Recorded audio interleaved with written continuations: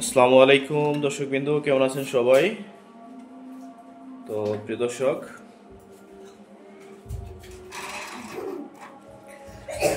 অনেকেই জানতে চেয়েছেন যে বর্ষার মৌসুমে কবুতর কেন ডিম পারে না।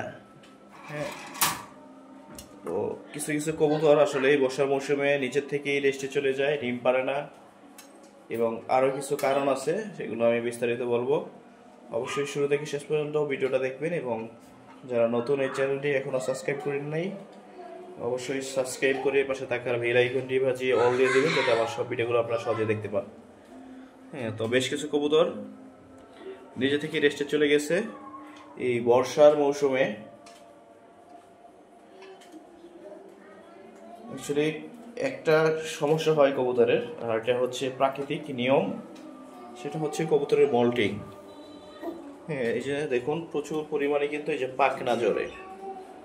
মল্টিং অনেকে বোঝে না, আসলে মল্টিং হচ্ছে কবুতরের যে পশমগুলো আছে এগুলো চেঞ্জ হয়, নতুন পশম তৈরি হয়, পশম ঝরে, পুরানো পশমগুলো ঝরে নতুন পশম তৈরি হয়, কবুতরের একটা রূপ আসে, অনেক সুন্দর হয়। এই সময় কবুতর নিজে থেকে ডিম দেওয়া বন্ধ করে দেয়। তো আমাদের উচিত এই সময় আসলে নর্মালি কবুতর আলাদা করে রাখা এবং ওদেরকে ঝিং দেওয়া। ঝিং হচ্ছে কবুতরের এই পশমগুলা মানে ঝরে আবার নতুন করে জ্বালাতে অনেক সহায়তা করে। হ্যাঁ, তো আমরা অনেকেই বুঝি না, কবুতর ডিম পারে না, নানান সমস্যা, নানান চিন্তায় থাকি।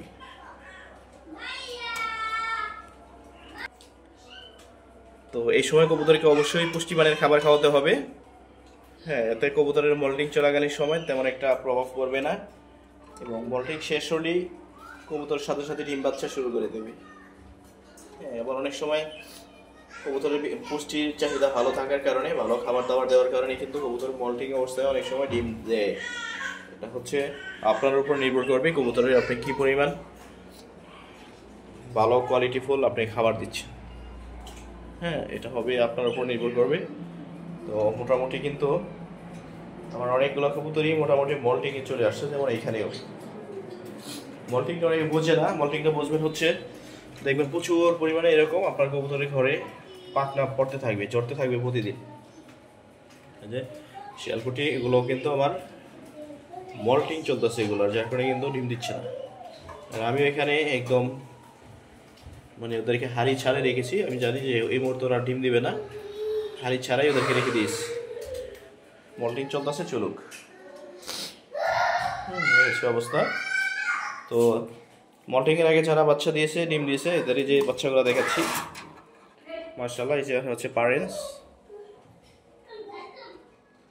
এই যে বাচ্চাগুলা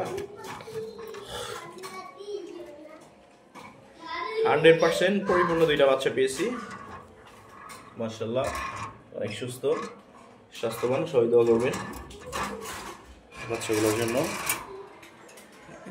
যাদের বাচ্চা প্রয়োজন যোগাযোগ করতে পারেন, সেলিং দেওয়ার চিন্তা ভাবনা আছে, অনেক ভালো এবং কোয়ালিটিফুল বাচ্চা।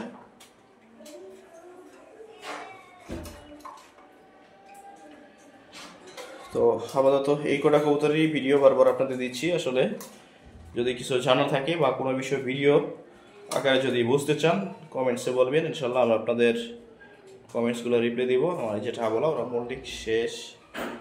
হ্যাঁ, তো এখন ওদের হচ্ছে আবার ডিম দেওয়ার পালা শুরু হবে, যেহেতু কিন্তু তেমন একটা পাখনা ঝরে নেই। এখানে কিন্তু বাচ্চা দিছে, তারপরে মল্টিং চলতেছে, ওদের শুরু হয়ে গেছে, ওদের কিন্তু বাচ্চা এখানে ক্লিয়ার, ওরা ডিম দিয়ে দিচ্ছে, এইখানেও শেষ হয়েছে, এখানে অপেক্ষার পালা, ওরা কবে ডিম দিবে, খুব শীঘ্রই দিবে। মল্টিং শেষ হলেই ডিম দিয়ে দেয়, একটু ভালো মানের খাবার দিলেই ডিম দিয়ে দেয়, স্বাভাবিক। এটা নিয়ে তো টেনশনের কিচ্ছু নাই, শুধু একটু ভালো মন্দ খাওয়াবেন কবুতরকে।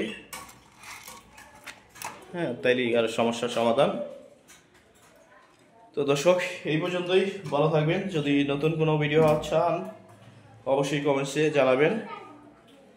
তো ভালো থাকবেন। তো আবারও বলে দিই, এই সময় কবুতরকে জিঙ্ক দিবেন। হ্যাঁ, জিসবেট বা জিঙ্ক জাতীয় একটা লিকুইড আছে বা সিরাপ, ওগুলো দিবেন মল্টিংয়ের সময়। এই বর্ষার মৌসুমে কবুতর একটু ডিম কমই পারে, তো ওই জিঙ্কটা দিলে আপনার স্বাভাবিক ওরা ডিম পারবো আগের মতোই।